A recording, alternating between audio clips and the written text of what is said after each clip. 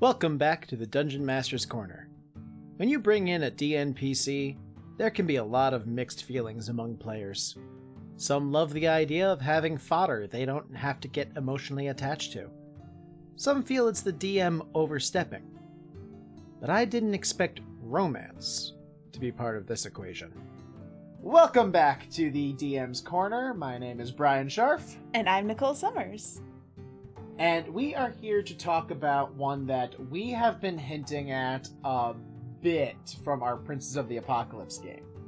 Now, for those of you that don't remember, I was the DM. And I played Menelin Gallinodel, the Desert Elf Wizard. And just for people's knowledge, the Desert Elf was just a reskinned High Elf. We replaced the choose a cantrip thing with a Mold Earth. If you want to put one in your campaign, that's all we did. That's all. It was just flavor, mostly. Mostly. Just, it was a fun fish out of water story, because you were from very far away, small town girl, big city of Redford.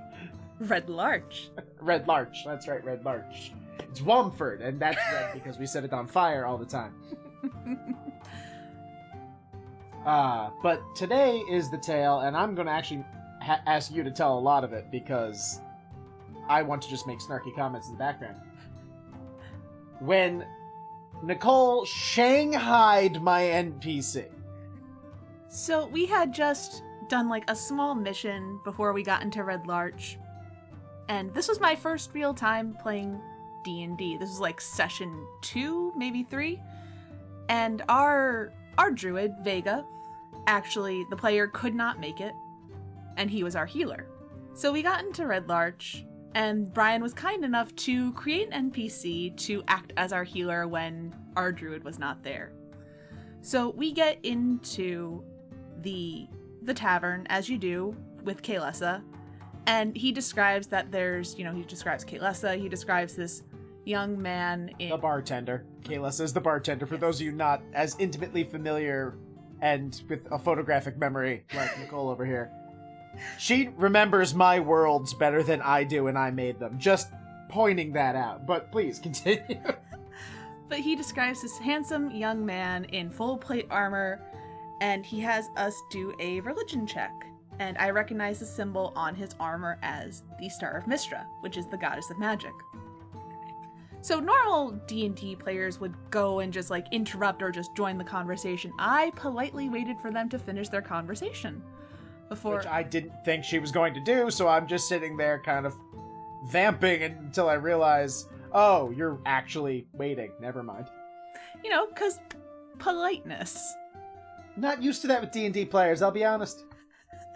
So, I comment about the Star of Mystra, and he and I get into a conversation in Elvish, and very surprised he's fluent in Elvish, but he's a very sweet young man named Theoman Summerridge. Human man. Yes, human man. Who then asks us to help him on a mission to go to this necromancer's cave.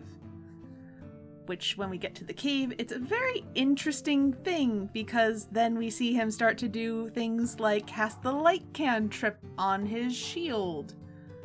Which paladins don't have cantrips. And humans don't have dark vision. It makes perfect sense. It makes perfect sense for him to have it, but it's just but how did he... Never mind, it's not important right now. So we go on the mission, it goes well, we part ways, hope maybe we'll see him again in the future. Very meet cute for the first time. We get Henry wasn't so thrilled with Theoman. Well, that's also because Henry, as you may have learned from Henry's hat trick, Henry learned his Elvish on the streets of Waterdeep by sleeping under a window of a brothel and picked up all of his Elvish through the window. So it was a little broken. And anytime Gina wanted to understand if someone was speaking Elvish, to understand what they were saying, she had to roll. And as we learned from Henry doesn't roll well. So Henry may have misinterpreted what Theoman was trying to hire Menelin to do. Mm-hmm. Hire for a mission, hire to, For a night. Mm-hmm. So Henry took exception to that because I think that was still at the point where Henry had that crush on Menowin. It was that early into the campaign. Yeah. And then just... So, how dare you say that to her? How dare I ask her to help go on a dangerous mission? Isn't she an adventurer? Oh. Yep. I mean, I believe that's also where we got the comment, where do you think half-elves come from? Exactly. But yeah, so we parted ways from Théoman. He crossed our paths again the next time Vega wasn't able to, so we were all thrilled to see him except Henry. The second time we ran into him was when we were going... I think that just means it was you and Thok were thrilled to see him. That's true, it was just the two of us. It's like, Théoman. But we went to the Earth Cult next, which is when we learned that he was actually a blade singer. So, here's the thing. I wanted to give them a healer, but I didn't want to give them a good healer. I wanted to make sure there was someone around to kind of hit that oh shit button in case someone, was in real trouble. Someone who could hold his own, but I think you were like level 4 or 5 at that point, and I didn't want you to have a level 5 paladin helping you out, or a level 4 paladin helping you out. So I figure, what's a terrible combination? A paladin whose main skills are strength and charisma, and a wizard whose main skills are intelligence and... Intelligence. It's really intelligence. So I'm like, if I'm trying to spread his good stats across multiple stats, then he will be so underpowered that he can help, but I didn't want to do that thing that a lot of DMs do when they make a DNPC, and like create a character to shine brighter than the rest. If you want to do that, play, don't DM. I wanted him to be there to support without overshadowing anyone. Which he did. He did. It's something I try to do in my NPCs, especially considering how often they get shanghaied. But he was just that mix, so it was enough to get him to be interesting, a little bit of a curiosity, but also not be broken to the point of, like, a paladin sorcerer. Oh my god. And you made him very interesting. You guys heard that sultry tone, did you not? So, there were some moments in the Earth Cult Keep where, like, he had, he healed her, he cast Shield of Faith, and when he got hit and lost the concentration, you feel him get hurt as he loses that concentration. And so there's that panic, and, we start to bond because he's a wizard, he's a blade singer, which is an elven tradition that humans should not know, so it really led to some more opening up and more roleplay. It was when we had to go and rescue Kaelessa, when she was captured from the air cult, that they ended up, after the fight, after we routed the enemy and we had the tower to ourselves, we had Feathergale Spire, I asked Brian, because they were just, they had a moment sitting up top at the stars. I'm like, does anything, like, happen between them? Like, is there, like, anything? And he, being a wonderful DM, and before he really knew how fangirly I was, let me decide and let me write a little bit. So I basically said, here's my thing with character relationships at the table is I don't show anything. Like, you can have a little dialogue and whatnot, but anytime something's about to happen, fade to black. Whatever you want it to be, it's in your head. So I said, I'm going to back away from this moment. Mm-hmm. You know Théoman well enough. Write what you think happens, and I'll either okay it or I'll ask you, not that, please, because story reasons. Yeah, absolutely. But it's like, here's the NPC, do your social thing with them there, and it will be quote-unquote canon. Mm-hmm. So they ended up sleeping together that night, which ended up being a fun scenario because Henry had no idea that Many and Théoman were a thing for the longest time. You guys hit it well.